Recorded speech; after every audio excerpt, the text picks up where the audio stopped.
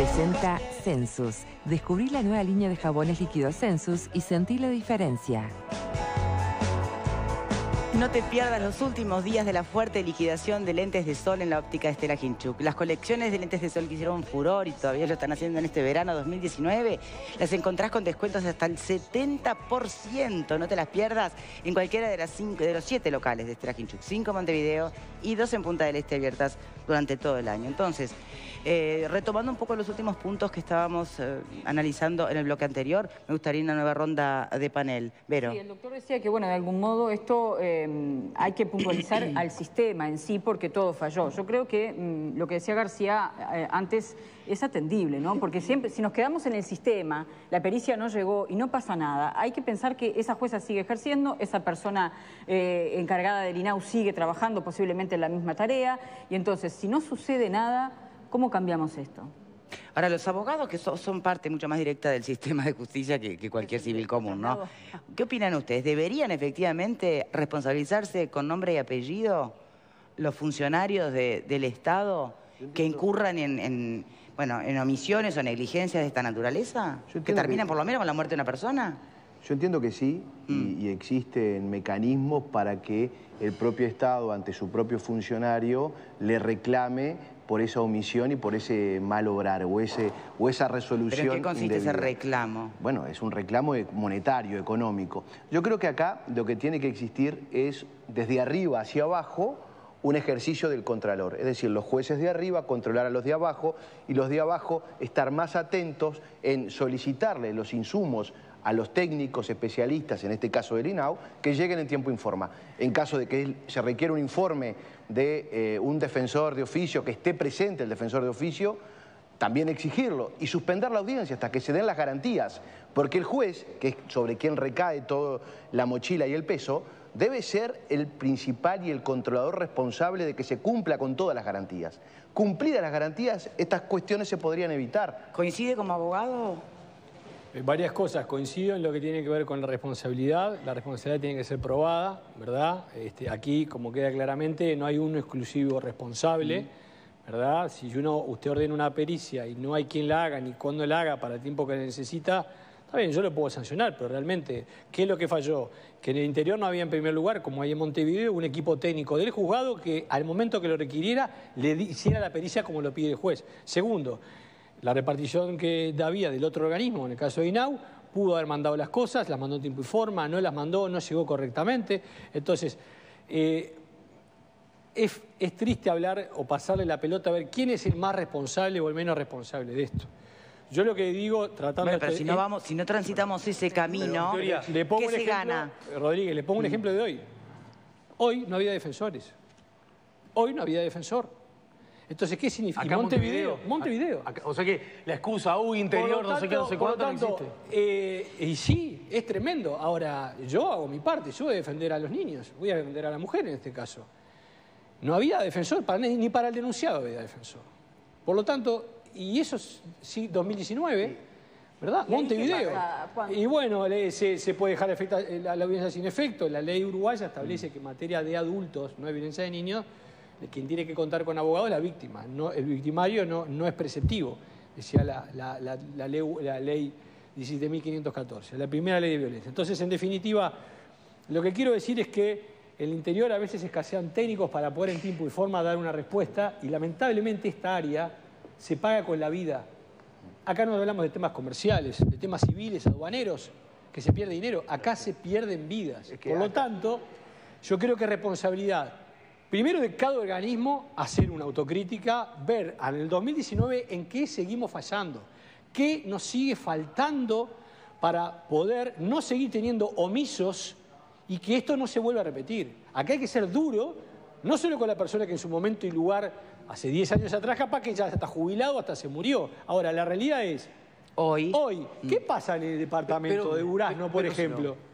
Pero, doctor, sobre eso, y compañeros, yo leo el informe de prensa que transcribe la decisión de del Tribunal de Alzada y dice, el tribunal sostiene, o sea, no habla del sistema, dice, el tribunal sostiene que la jueza debería haber tomado contacto personal con los niños y designarles un defensor, pero en su lugar adoptó una actitud indiferente frente a una situación extremadamente grave. Lo dice con nombre y apellido, lo ubica, o sea, no es que, bueno, lo deja en agua de borrascas, está claramente determinada ese nivel de responsabilidad. O sea, el propio sistema tiene su chivo expiatorio, está escupiendo la culpa a través de la actuación personalizada de esta jueza. 10 años ¿Está después bien sigue o mal? ejerciendo la jueza. Pero hay una situación de riesgo del menor vulnerada, donde muchas veces ni siquiera llegan los informes técnicos. Y muchas veces los jueces dicen que el niño hable con el defensor. Yo soy abogado, no soy psicólogo, especialista en otras materias. Entonces, para el juez, muchas veces, la valoración solamente que el abogado, defensor de oficio, hable con el niño, le es suficiente. ¿Por qué? Porque el informe técnico tampoco llega. Entonces, el sistema es caótico. Todo funciona mal. Hasta que no encontremos que los justos controles funcionen, acá hay falta de control. Tienen que haber justos controles. Vamos a lograr una mayor eficiencia. Los cambios legislativos procesales de los últimos tiempos, del 2017, en este escenario, que se embandera de la garantía, ¿no? De ser un código mucho más garantista. ¿Mejoró en algo la situación? A ver. ¿O la empeora, en definitiva? Uno no para de escuchar fiscales escudándose en la falta de fiscales, en la cantidad de expedientes que tienen sobre la mesa. No entiendo mucho. Cuando hablamos de normas, hablamos de dos distintas. La primera es lo que viene a ser la nueva ley de género, la vieja ley de género, la vieja ley de violencia doméstica y el Código de Adolescencia. Recientemente se han creado, por ejemplo, con la nueva ley de género, algunas normas que establecen, por ejemplo, que el menor, que en este caso también hubo presunción de abuso porque se encontró semen en el cadáver del menor, de la criatura, si el menor da cuenta de una situación, a mí me pasó esto, el juez y los técnicos no pueden desacreditar el testimonio bajo aspectos tecnológicos o técnicos. Es decir, él dijo que la violó, pero que lo violó este hombre, pero ¿sabe qué?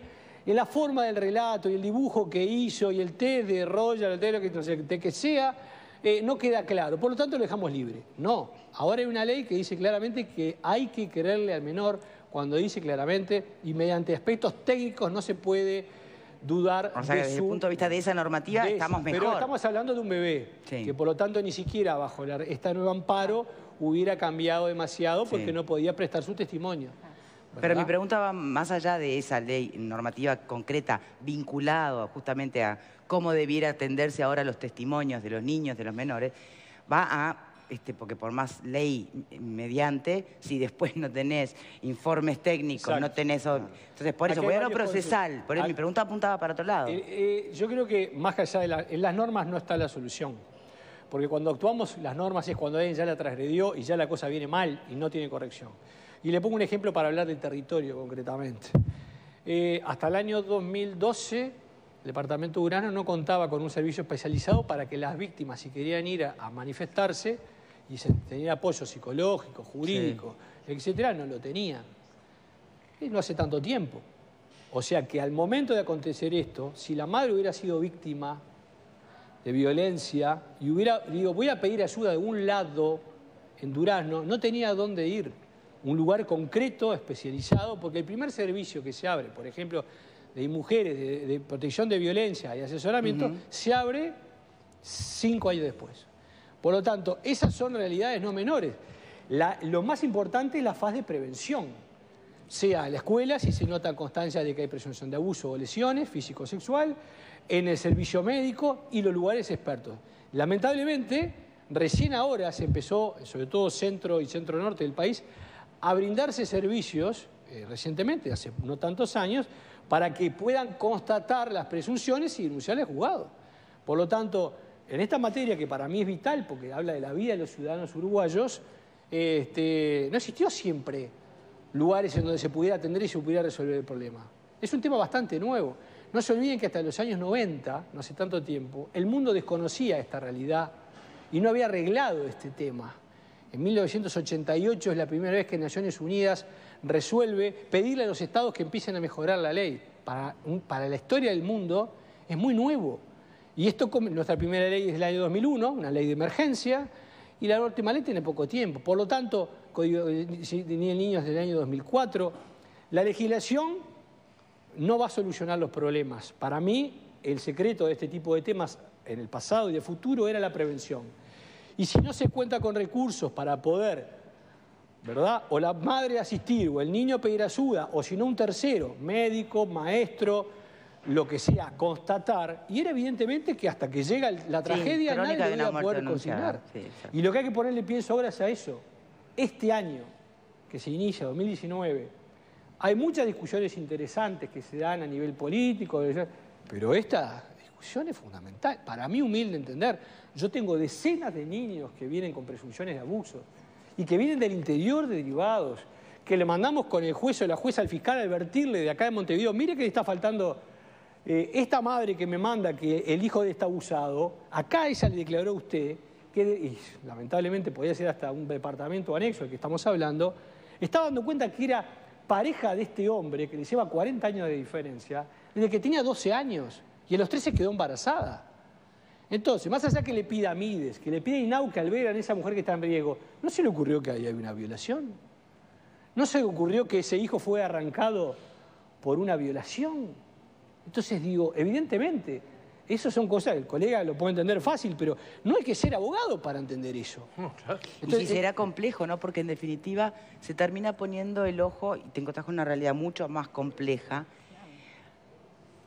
¿Y cómo valorás qué es lo menos malo al final? Porque ahí, en el caso del vínculo que usted señala, abogado, sí es evidente que hubo una violación hace muchos años, pero hoy hay un vínculo formado y en realidad es un vínculo que lo que hay que contemplar es que no dañe a la descendencia de este vínculo. Entonces, a los dos. ¿Hasta dónde interviene? Complejo. ¿Hasta dónde hay que empezar a Yo le digo, intervenir, Rodríguez, que en el ¿no? 2018 a un fiscal se le pasa, y un fiscal y un juez se le pasa inadvertido ese hecho. ¿Pero cómo? Si la chica le dice que la madre se la entregó, se peleó, ella era la hijastra de un hombre a los 10 años. La madre se fue o se la sacó, no sé qué, no apareció más. La niña a partir de los 12 años pasó a ser pareja de ese hombre. Y a los 13 quedó embarazada. Y a los 15 quedó embarazada. Y después ese hombre abusó de los hijos de él. Entonces la pregunta es, lo único que hacen es lleven este niño urgente para tal lado. Ese tipo tiene que estar preso por todo lo que hizo. No se indagó. Yo miro un expediente, en 5 minutos se ve lo que se está poniendo. Entonces, quiero decir, no es una señal de alerta, pero sí estoy, ni tratar de ser amarillista, pero sí queda claro que este año y el año pasado y recientemente siguen existiendo fallas graves para proteger a los más vulnerados en nuestro país, los que menos tienen posibilidad de pedir ayuda, que son los niños, ¿verdad? Y eso no le podemos dejar exclusivamente la responsabilidad al padre o la madre. Tiene que existir una red de prevención que en el interior profundo es todavía mucho más difícil encontrarla que en la capital. Doctor Dogon, muchísimas gracias por habernos acompañado en el día de hoy, ayudarnos a entender hasta dónde la complejidad de asuntos como el caso que nos convocaba en el día de hoy y hasta dónde todo el camino que todavía nos queda por transitar como sociedad, pero fundamentalmente desde la responsabilidad del propio Estado, ¿no? Vamos a cambiar de tema, vamos a concentrarnos ahora en